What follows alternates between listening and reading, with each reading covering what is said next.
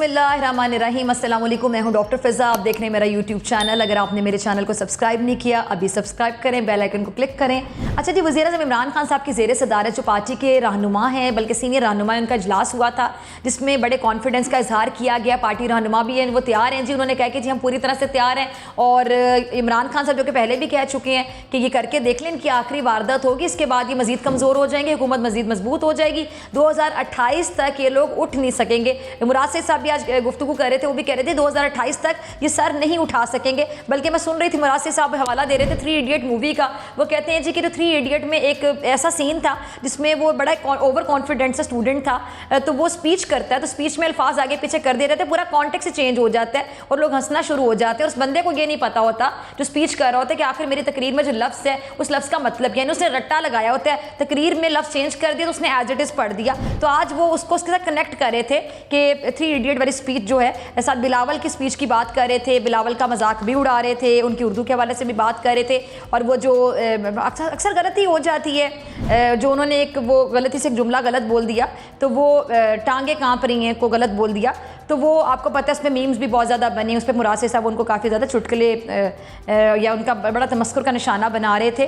अच्छा जी, इधर से जो अपोजिशन जमाते हैं वो हुकूमत पर एक और दबाव डालने का फैसला कर चुके हैं। वो दबाव किया जी, फॉरेन फंडिंग जो केस है ना, उसके हवाले से अपोजिशन उन्होंने कहा कि ये मौका भी हाथ से ना जाने दें। उन्होंने कहा जी हम इलेक्शन कमीशन से मुतालबा कर रहे हैं कि जी फैसला जल्द सुना दें, ताकि जितनी जल्दी इसका फैसला सुना दिया जाएगा। और वो कहते थे ये बिल्कुल सही टाइम है, इस टाइम पर ये फैसला अगर आ जाता है तो हुकूमत के लिए मुश्किलात में इजाफा हो सकता है। यानी अपोजिशन इमरान खान साहब की हुकूमत को घर भेजने के लिए जितनी भी ऑप्शंस हैं, जो जो उनकी कमज़ोरियाँ इनको लगता है कि उनकी कमज़ोरियाँ हैं, वो तो खैर बड़े कॉन्फिडेंट हैं इमरान खान साहब और हुकूमत वाले भी, लेकिन अपोजिशन को लगता है कि यहाँ से हम इनको पकड़ सकते हैं या यहाँ से हम इनको दबा सकते हैं, तो वो हर तरह की कोशिश अवेल करने की कोशिश कर रहे हैं। अच्छा जी, हर तरह की सिचुएशन को, ऑप्शन को अवेल करने की कोशिश कर रहे हैं। अच्छा जी, सदर आरिफ अलवी साहब के भी खिलाफ तहरीक लाई जाएगी, मुआवजा की जो तहरीक है, और नए जो सदर ममलिकत हैं उनके उम्मीदवार के लिए मौलाना फजल रहमान साहब और आसिफ अली जरदारी साहब पर मुश्तमिल 2 रुकनी कमेटी कायम होगी।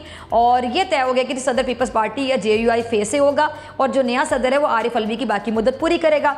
अच्छा, अब जो हुकूमती कानूनी टीम है वो अदम एतमाद की तहरीक पर मुशावरत भी कर रही है। यानी जो कानूनी पहलू देखे जा रहे हैं कि ये जो अदम एतमाद की तहरीक है, इसमें कानूनी पहलू क्या हो सकते हैं, हमारा आइन क्या कहता है, पाकिस्तान का कानूनी जो कुछ चीज़ें होती हैं, कानूनी पेचीदगियाँ।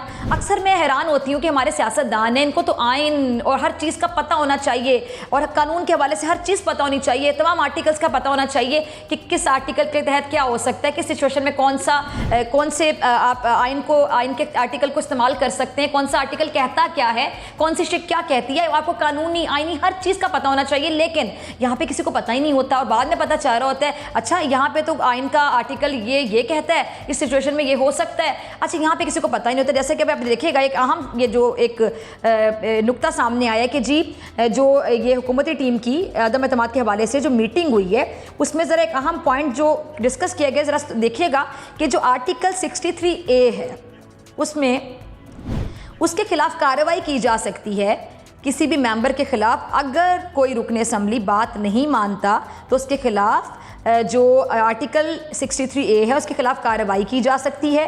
यानी हुकूमत का जो प्लान है ना, वो ये कि तहरीक अदम एतमाद वाले दिन अगर हमारा कोई मेंबर कौमी असम्बली में जाता है तो हम ये आर्टिकल 63A के तहत उसके खिलाफ कार्रवाई कर सकते हैं, लिहाजा कोई मेंबर जाए ही ना।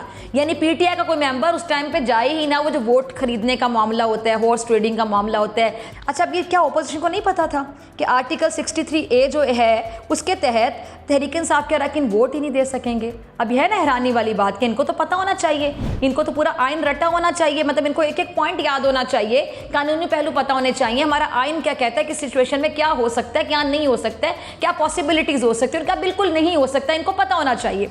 अच्छा जी, अब ये बड़ा एक अहम पॉइंट निकल आया है, ये बहुत ही अहम पॉइंट है। हाँ, अभी भी इत्तेहादी जो हैं वो अगर साथ दे दें इनका, अपोजिशन वालों का, तो आपको पता है 172 इनको चाहिए नंबर, पूरे जो नंबर गेम है, अगर इत्तेहादी साथ दे दें तो ठीक है, बाजी पलट भी सकती है। अच्छा, ये जो अब ये जो हैं तरीन ग्रुप साहब कह रही हूँ, जहांगीर तरीन साहब का जो ग्रुप है तरीन ग्रुप, उनके जो अरकान हैं वो भी अलहदगी इख्तियार कर रहे हैं, यानी हर तरफ कोई इधर से उधर जा रहा है, कोई उधर से उधर जा रहा है, मुलाकातें उरूज पर हैं। अब जो काफ लीग वाले ना, उनकी मुलाकात हो गई, यानी एक इत्तेहादी की मुलाकात दूसरे इत्तेहादी जो हुकूमत के हैं, काफ लीग वाले और एमके वाले, इनकी आपस में मुलाकात हुई है।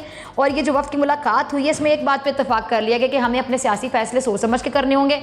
हमें देखना होगा कि अब हमने क्या करना है। कहते हैं हुकूमत के अपने जो इनके इतने तहफ़्फ़ुज़ात, हुकूमत उनके तहफ़्फ़ुज़ात दूर नहीं कर सकी है, तो हम तो इत्तेहादी हैं। और अपोजिशन के दावे सच साबित हो गए तो इत्तेहादियों को भी मुंह की खाना पड़ेगी। रहनुमाओं ने गुफ्तगू की है और अपोजिशन जमातों का जो तहरीक की कामयाबी का निसार है हुकूमती नाराज़ अराकीन पर है। ये इत्तेहादियों की गुफ्तगू है, यानी इत्तेहादी भी इस टाइम पे थोड़े से कंफ्यूज भी हैं कि इस तरफ रहें उस तरफ रहें। लेकिन इत्तेहादी, मैं आपको बता रही हूँ क्लियरली कि इत्तेहादियों ने अपनी सारी ऑप्शंस खोली हुई हैं। और मैंने पहले भी कहा था कि इस जो ये गेम चल रही है, किस्म की गेम ही समझ लें ना, इस खेल में सबसे ज़्यादा जो फ़ायदा उठा रहे हैं वो इत्तेहादी उठा रहे हैं। अच्छा जी, अब ये जो बिलावल साहब ने जो गुफ्तगू की है वो भी बड़ी अहमियत की हामिल है कि अच्छा, आसिफ अली ज़रदारी साहब से ये जो सरदार मोहम्मद यार इनकी जो 2 रोज़ में दूसरी मुलाकात हुई है, ये भी बहुत अहमियत की हामिल है। अभी मैं अख्तर मेंगल साहब को भी सुन रही थी, वो कह रहे थे कि जी हुकूमत अब आप माजी समझ लें कि माजी का हिस्सा बन चुकी है हुकूमत।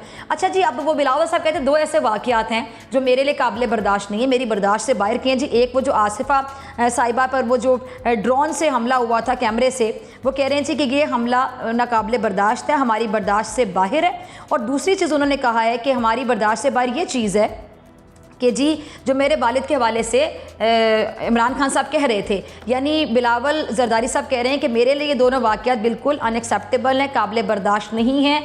और उन्होंने कहा, वज़ीर-ए-आज़म साहब ने सबके सामने खड़े होकर बोला है कि आसिफ अली ज़रदारी साहब को वो बंदूक की धमकी दे रहे हैं। वो कह रहे हैं धमकी मेरी बर्दाश्त से बाहर है। अगर ये समझेंगे कि हम डर जाएंगे, हम डरते नहीं हैं, शहीदों का खून है हमारे अंदर। अच्छा, ये बंदूक का जो लफ्ज़ ये लोग यूज़ कर रहे हैं, ये लफ्ज़ बड़ा गलत तरीके से यूज़ किया जा रहा है। इमरान खान साहब ने, ठीक है, उन्होंने इजहार किया अपनी राय का, उन्होंने कहा कि जी मेरे निशाने पर हैं, केसेस के हवाले से भी हो सकते हैं, बहुत सी चीज़ें ऐसी हो सकती हैं। लेकिन जो बंदूक का लफ्ज़ ये लोग यूज़ कर रहे हैं, ये इसको बड़े अजीब व गरीब तरीके से इस्तेमाल कर रहे हैं। वो कह रहे हैं कि जी हम डरते नहीं हैं, हम डर, आपको लगता है हम डर जाएंगे।